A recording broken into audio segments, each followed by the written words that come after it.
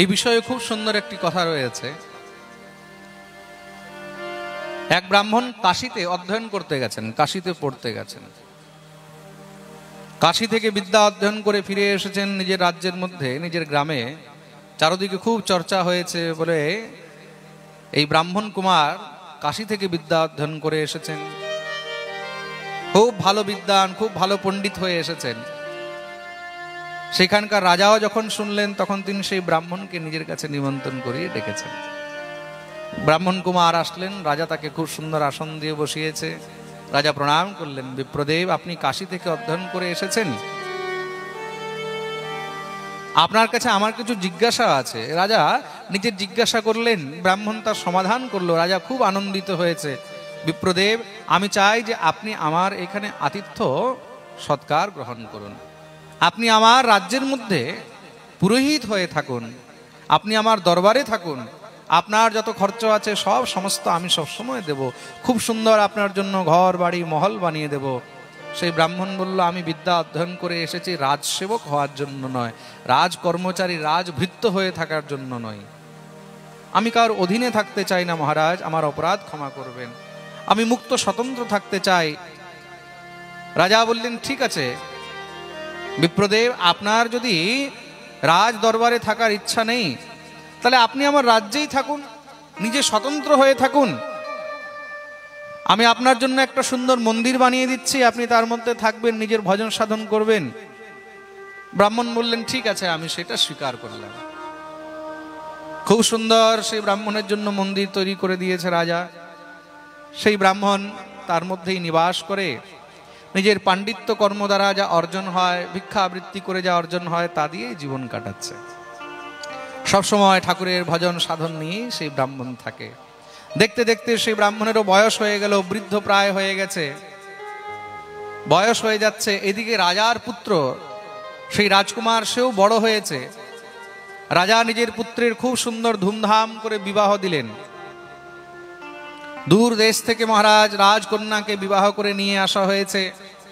রাজকুমার নিজের অর্ধাঙ্গিনীকে নিয়ে ঘরের মধ্যে আজকে বিশ্রাম করছে।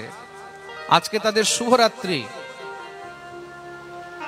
সেই কন্যা এখন নতুন জায়গায় এসেছে, নতুন ঘর, নতুন বাড়ি, নতুন জায়গা, নতুন পরিবেশ। রাত্রিতে তার ঘুম হচ্ছে না। রাজকুমার তো ঘুমিয়ে রয়েছে, কিন্তু সেই রাজকুমারী, তার সেই অর্ধাঙ্গিনী, তার সেই বধূ, তার আর ঘুম হচ্ছে না। মহলের মধ্যেই ঘোরাঘুরি করতে লেগেছে। হঠাৎ করে রাত্রির অন্ধকারে ঘুরতে ঘুরতে দেখছে যে বিছানার নিচে কোনো বস্তু চমকাচ্ছে, খুব সুন্দর চমক দিচ্ছে। সে ভাবলো দেখি কি, বলে যখনই বিছানার নিচের থেকে সেটাকে বের করেছে, দেখলো বিশাল বড় একটা তলোয়ার। সেই তলোয়ারের মধ্যে হীরা মণি মুক্তা তার সেই মুঠার মধ্যে জড়িত রয়েছে। রাজারা নিজের তলোয়ারের মধ্যে সোনা হীরা মণি মুক্তাও পর্যন্ত লাগিয়ে রাখতেন। তলোয়ারটা যখনই বের করেছে, তলোয়ারটা এত ভারী ছিল, তার এত চমক দেখেই সঙ্গে সঙ্গে সেই পুত্রবধূ, সেই রাজকুমারী ঘাবড়িয়ে গেছে। হাত থেকে তলোয়ারটা পড়ে গেল। আর পড়লো কোথায়? রাজকুমারের গলার উপরে। রাজকুমারের গলার উপরে তলোয়ার পড়তেই সঙ্গে সঙ্গে তার মস্তক কেটে গেল, তার মৃত্যু হয়ে গেল।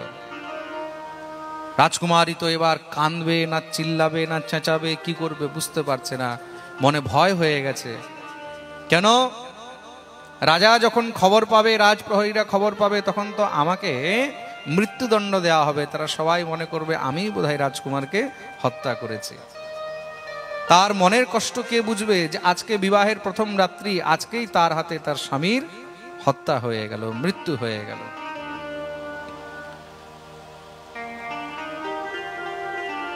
সে মহলের মধ্যেই বিচরণ করছে দুঃখে, বুঝতে পারছে না যে কি করব। হঠাৎ করে ব্রহ্ম মুহূর্তে দেখলো সেই মহলের পিছনে একটি কুয়া রয়েছে, কূপ।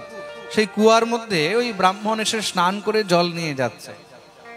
যখনই তাকে দেখেছে, মনের মধ্যে হঠাৎ করে বিচার হলো, সঙ্গে সঙ্গে সে চেঁচাতে লেগেছে, বাঁচাও বাঁচাও বাঁচাও। রাজপ্রহরীরা দৌড়ে এসেছে, কি হলো কি হলো? সঙ্গে সঙ্গে সেই রাজকুমারী চেঁচিয়ে চেঁচিয়ে বলছে, দেখো দেখো, রাজকুমারকে হত্যা করে এক্ষুনি এখান থেকে কেউ দৌড়ে বেরিয়ে গেছে। রাজপ্রহরীরা দৌড়ে গেলেন, গিয়ে সেই ব্রাহ্মণকে পেলেন, তাকে বন্দী বানিয়ে ধরে নিয়ে এসেছে। দরবার লাগলো, রাজা নিজের সামনে সেই ব্রাহ্মণকে দেখেছে। রাজার মনে খুব কষ্ট হচ্ছে। বিপ্রদেবকে বললেন, ব্রাহ্মণ, আমি তোমার এমন কি নষ্ট করেছি যে তুমি আমার পুত্রের হত্যা করলে? ব্রাহ্মণ বলছে, মহারাজ, আমি আপনার পুত্রের হত্যা করিনি। রাজা বলছে, কিন্তু তার স্ত্রী, আমার পুত্রবধূ, সে বলছে যে তোমাকেই নাকি হত্যা করতে দেখেছে। ব্রাহ্মণ বলছে, আমাকে কি করে দেখতে পারে?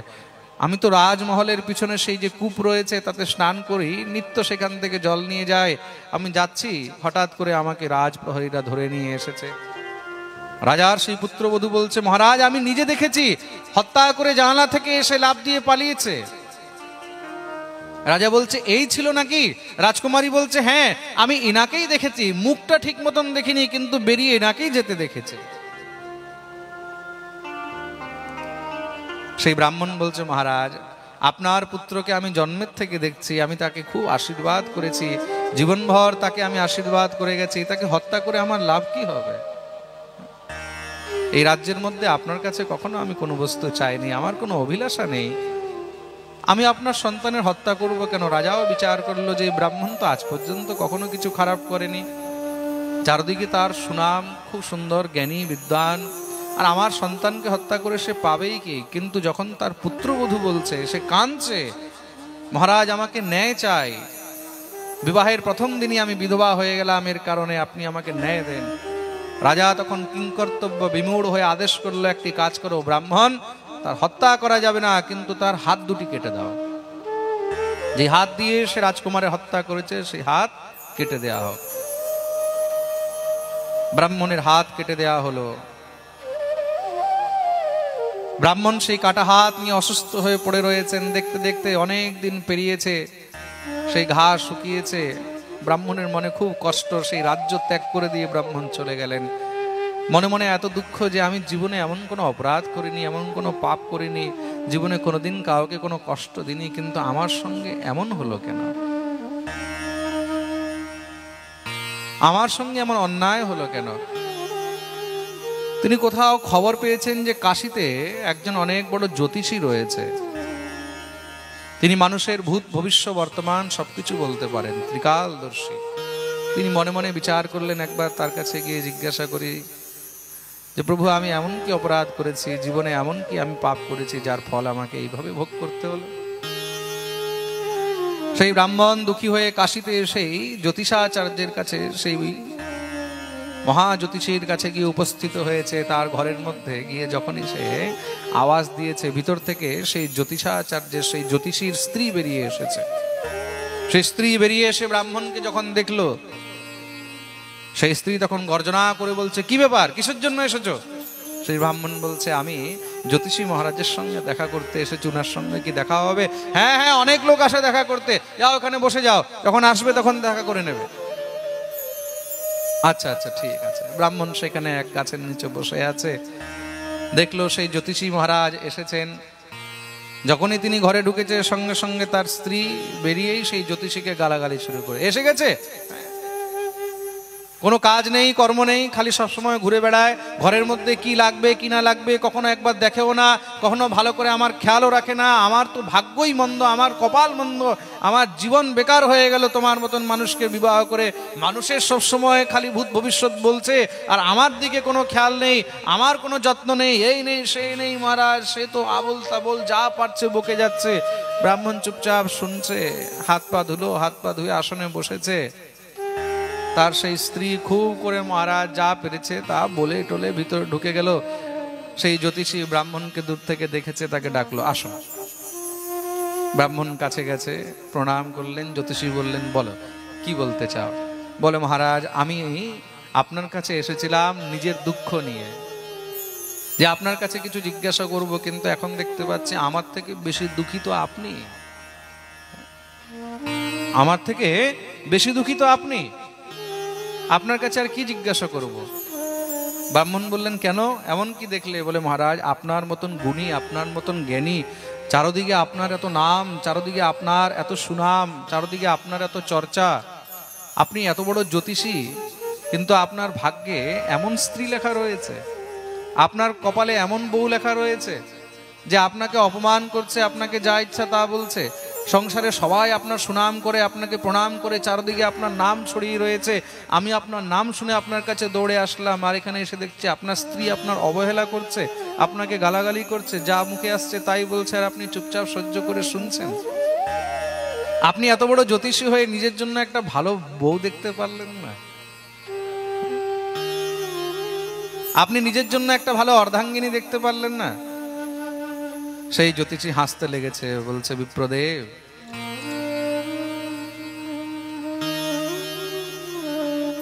তুমি যা মনে করছো না তার জবাব শোনো। যাকে তুমি আমার স্ত্রী দেখতে পাচ্ছ না, আসলে সে আমার স্ত্রী নয়। তাহলে বলে সেটা হলো আমার প্রারব্ধ, সেটা হলো আমার কর্মের ফল। প্রেম সে বলো রাধে রাধে। এটা আমার স্ত্রী নয়, তাহলে এটা হলো আমার প্রারব্ধ, আমার কর্মের ফল। পূর্বজন্মে আমি এক কাক ছিলাম, আর এই যে আমার স্ত্রী আছে না, একটা গাধা ছিল। তার মালিক তাকে দিয়ে কাজ করাতো, কাজ করতে করতে মহারাজ দিনভর সে ক্লান্ত হয়ে যেত। যখনই একটু সময় পেত, ফাঁকা পেলেই সঙ্গে সঙ্গে সে একটা গাছের নিচে এসে বসে বিশ্রাম করত। তার পিঠের মধ্যে খুব বোঝা দেওয়া হতো, তো তা সেই বোঝা বইতে বইতে তার পিঠে একটু ঘা হয়ে গেছিল। আমি কাক ছিলাম, সেই গাছের উপরেই বসে থাকতাম। ওই ঘাটা দেখে আমার জিভ লপলপ করতে শুরু করে দিত। কাক তো, কাক কি হয়, ঘা দেখলে, কোথাও থুতু দেখলে, কপ দেখলে, কোথাও কিছু দেখলে সঙ্গে সঙ্গে দৌড়ে তার মধ্যে গিয়ে লাফ দেয়। তা আমি তার পিঠের মধ্যে বসে তার ঘায়ের মধ্যে ঠোঁট দিয়ে ঠক ঠক ঠক ঠক করতে থাকতাম। সে কষ্ট পেত, কষ্ট পেলে সঙ্গে সঙ্গে সে দৌড়ে এদিক ওদিক পালিয়ে যেত, কিছু বলতে পারতো না। গাধা তো, পশু তো, কিছু বলতে পারতো না। আমার খুব মজা লাগতো। সে যখন দৌড়াতো, আমি আবার গিয়ে তার পিঠের উপরে উঠে বসে যেতাম, আবার তার ঘায়ের মধ্যে ঠোঁট দিয়ে খুব করে ঠোকর মারতাম। দেখতে দেখতে তার ঘা আরো বেড়ে গেছে। এবার তো আমার খুব মজা লাগতে লেগে গেল। তাকে যেখানেই দেখি সেখানে আমি তার পিঠের উপরে গিয়ে বসে সেখানে তার ঘায়ের মধ্যে আবার সেই ঠোকর মারা শুরু করে দিই। ঠোকর মারতে মারতে একদিন তার হাড়ের মধ্যে আমার ঠোঁট ঢুকে গেছে। ওই যে হাড়ের মধ্যে ঠোঁট ঢুকেছে, আমি আর ঠোঁট বের করতে পারছি না, কষ্টে আমিও এবার তড়পাচ্ছি, সেও কষ্টে তড়পাচ্ছে। কার হাড়ের মধ্যে যদি কোনো জিনিস ঢুকে যায় তখন সে কেমন কষ্ট পাবে, সেও লাফাচ্ছে, কিন্তু আমিও আর বেরোতে পারছি না, সেও আমাকে বের করতে পারছে না। সঙ্গে সঙ্গে সে কি করলো, পাশের নদীর মধ্যে ঝাঁপ দিয়ে দিয়েছে। কাক তো, কাক জল দেখলে উড়ে যাবে, কিন্তু এখন আমি উড়বো কি করে? আমার তো ঠোঁট তার মধ্যে ঢুকে গেছে, আর আমি বের করতে পারছি না। সেই গাধা তো নির্বুদ্ধি, জলের মধ্যে আরো গভীরে চলে গেছে। যখন চলে গেছে সেই স্রোতের মধ্যে সেও বয়ে গেছে, আর আমিও তার সঙ্গে বয়ে গেলাম। দুইজনের মৃত্যু হয়ে গেল।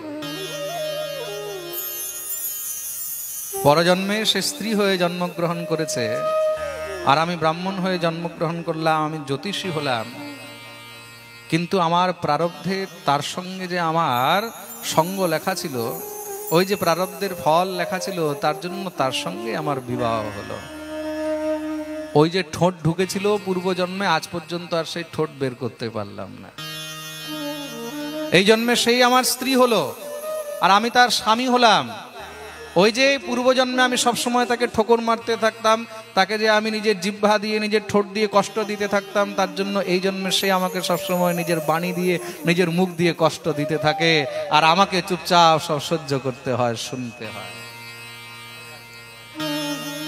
সে যা বলছে আমাকে সব শুনতে হচ্ছে।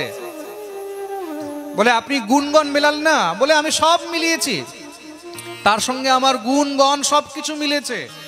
জ্যোতিষের সিদ্ধান্তের অনুসারে আমি দেখলাম যে সে আমার উপযুক্ত পাত্রী। ওই যে তার সঙ্গে আমার প্রারব্ধ লেখা আছে, গুণগণ সবকিছু মিলেছে, তার সঙ্গেই বিবাহ হয়েছে। কিন্তু ওই যে আমি যে এই কর্ম করেছি তার ফল আমাকে ভোগ করতে হবে, তার জন্য আজও সেই কর্মের ফল ভোগ করেই যাচ্ছি। তুমি যতই কুণ্ডলী মিলিয়ে নাও, তুমি যতই গুণগণ মিলিয়ে নাও, তোমার ভাগ্যে, তোমার প্রারব্ধে যা লেখা আছে তোমাকে সেটা ভোগ করতেই হবে। প্রেম সে বলো রাধে রাধে।